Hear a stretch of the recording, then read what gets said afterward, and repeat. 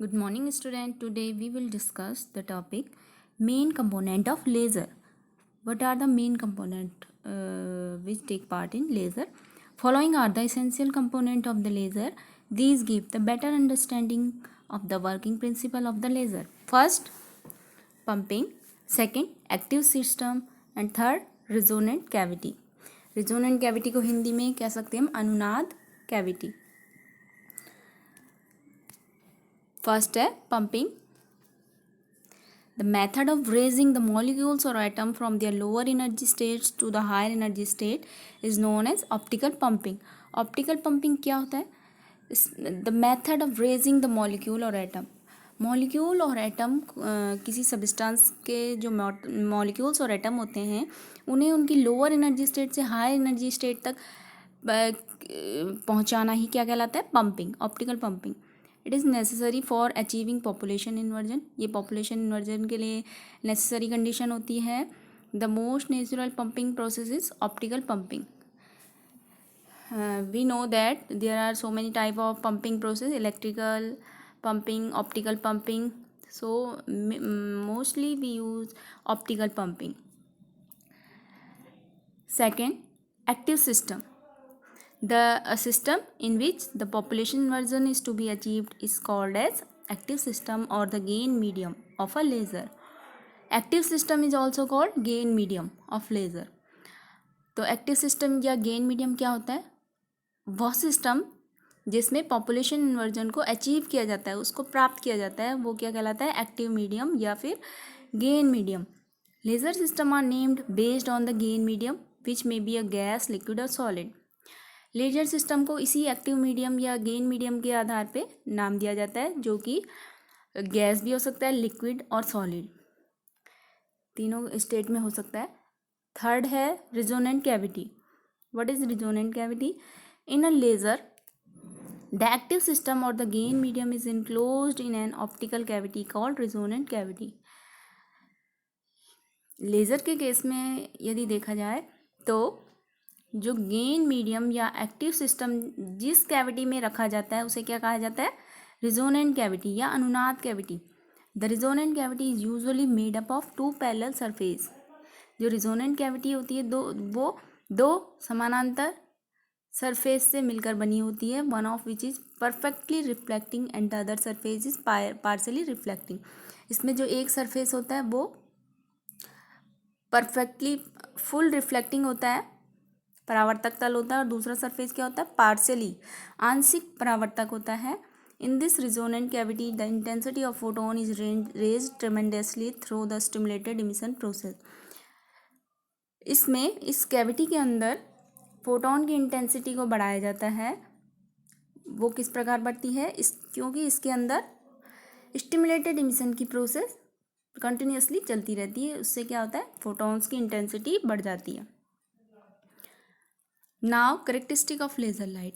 What are the main characteristic of laser? The laser light has certain characteristic properties which are not present in ordinary light. इसकी कुछ characteristic properties हैं जो ordinary light में नहीं पाई जाती है. First है coherent. The laser light is coherent. It is specially coherent. Specially coherent means coherence in space. In simple words, the meaning of coherent is highly ordered. ये एक पूर्णतः व्यवस्थित रूप से होती हैं. This coherence is described in the term of temporal coherence and spatial coherence. ये जो कोहेरेंस है इसे टेम्पोरल कोहेरेंस और स्पेशल कोहेरेंस के रूप में भी बताया जा सकता है.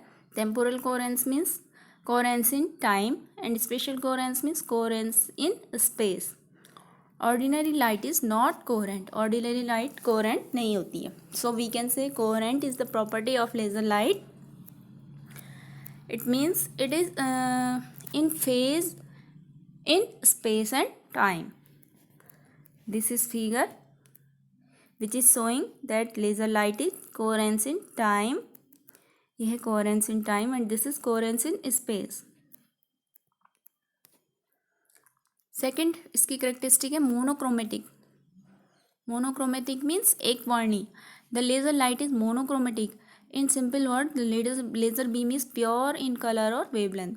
लेज़र लाइट जो होती है वो प्योर होती है कलर में और वेवलेंथ में। इट मीन्स इसका एक ही कलर होता है इसका, और वेवलेंथ भी क्या होती है इसकी, प्योर वेवलेंथ होती है इसकी। थर्ड है collimated. The laser beam or light is highly collimated. Laser beam कैसे होती है, collimated. Collimated means it does not spread out much, ये ज़्यादा नहीं फैलती है। Hence laser beam can travel a long distance without spreading. आप लोगों ने लेज़र लाइट देखी होगी, इसीलिए ये क्या होती है, ज़्यादा स्प्रेड नहीं होती है, ज़्यादा नहीं फैलती है, इसीलिए एक लंबी डिस्टेंस तक ये बिना फैले हुए ट्रेवल कर सकती है। So we can say that laser light कैसी होती है, कोलिमेटेड। फोर्थ है the laser beam is extremely intense. Laser light की जो इंटेंसिटी होती है, तीव्रता होती है, वो बहुत अधिक होती है। Because of its high energy density and directional property, a laser beam can produce temperature of the order of 10⁴ degree centigrade at a focused point. Laser light की बहुत उच्च ऊर्जा घनत्व होता है इसका, और इनकी जो तीव्रता होती है वो भी बहुत अधिक होती है। इसलिए ये क्या करती है, जो इनका फोकस पॉइंट होता है वहाँ पे 10⁴ डिग्री सेंटीग्रेड तक का टेम्परेचर प्रोड्यूस कर देती हैं।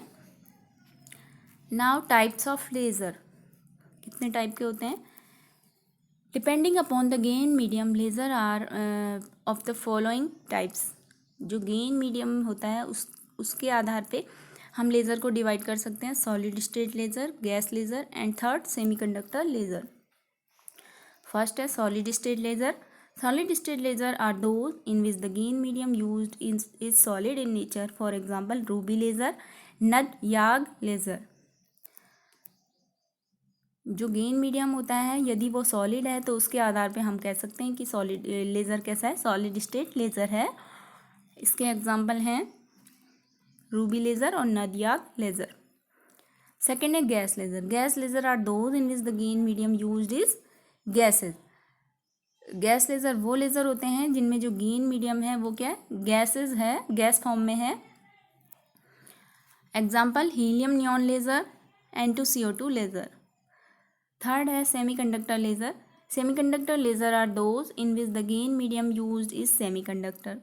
सेमीकंडक्टर लेज़र वो लेज़र होते हैं जिनमें गेन मीडियम या एक्टिव सिस्टम जो है वो क्या है, सेमीकंडक्टर होता है नेचर में।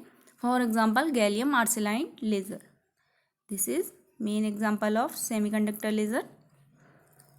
So this is all about the types of laser.